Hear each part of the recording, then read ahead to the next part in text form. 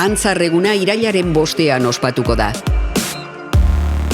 Kulturretxeko ikasgelaren ordutegia zabalagoa izango da. Aratusteetako kartel lehiaketa. Ikusgarri zinema berriz martxan. Bihar fronte batek zaparradak eta temperaturen berakada eragingo du.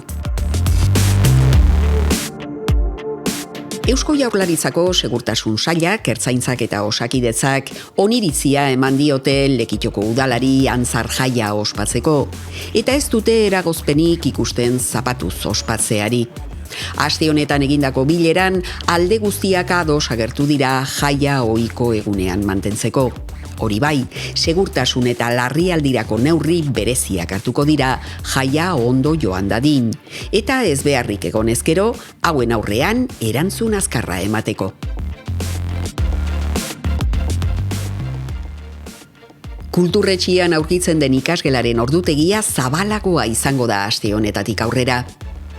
Azterketa garaian, astelenetik ostiralera bitartean, goizeko 9:00 gaueko 9:00 arte mantenduko da zabalik gela hau.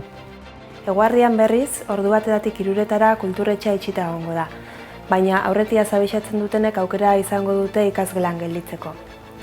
Eta bestalde, ikasgela txiki bat sortuko da, betiko ikasgela beteta dagoenean erabili ahal izateko.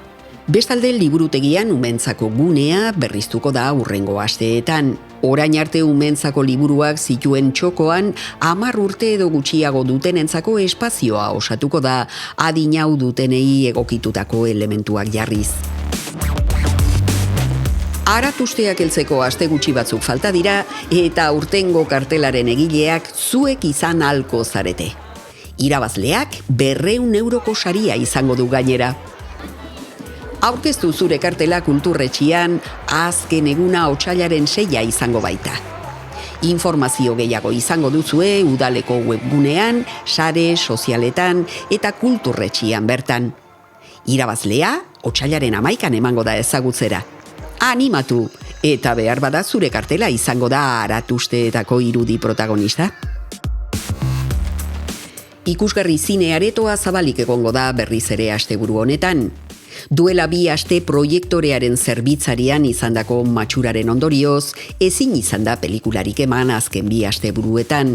Baina zinemazaleak eta udalak elkarlanean ez beharrari irtenbidea aurkitu eta asteburu honetan pelikulak proiektatu ahalko dira normaltasunez ohiko ordutegi eta egunetan. Gainera, pelikulez gain, bihar, urtarrilak 17, Izaki Gardenak talde Gasteiztarraren kontzertua izango dugu ikusgarri aretoan.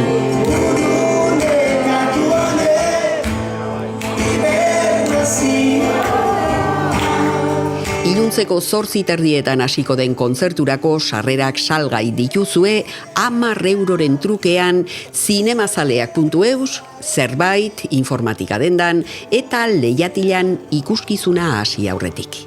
Animatu eta zatoz Izaki Gardenak ikustera.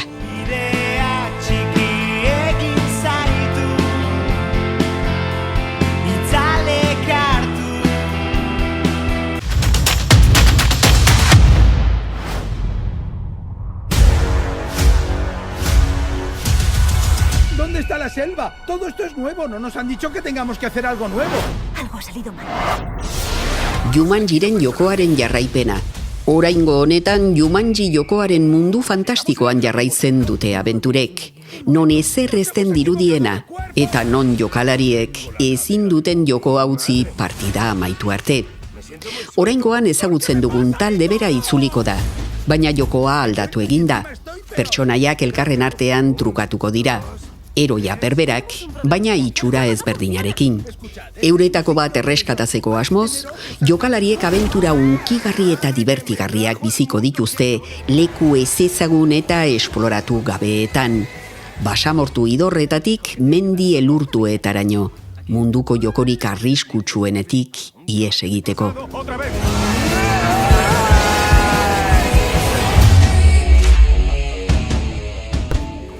Estoy trabajando en una novela. Es la historia de mi vida y mis hermanas. Mujercitas. Amy, Jo, Beth eta Meg lau aizpadira, amarekin oporretan doazenak, baina aitari gabe, zeina evangelista ibiltaria den.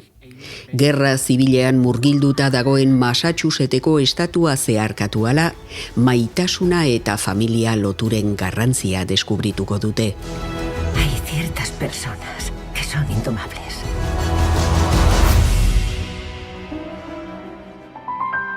Eguraldia.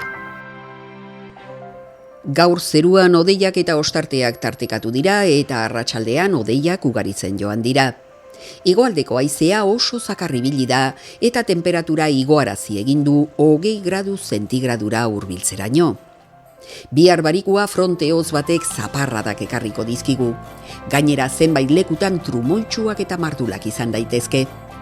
Haizeak mendebal ipar mendebaldera egingo du goizean eta indartu egingo da bolada zakarrekin. Frontearekin aire hotza sartuko da eta temperatura desente jaitsiko da.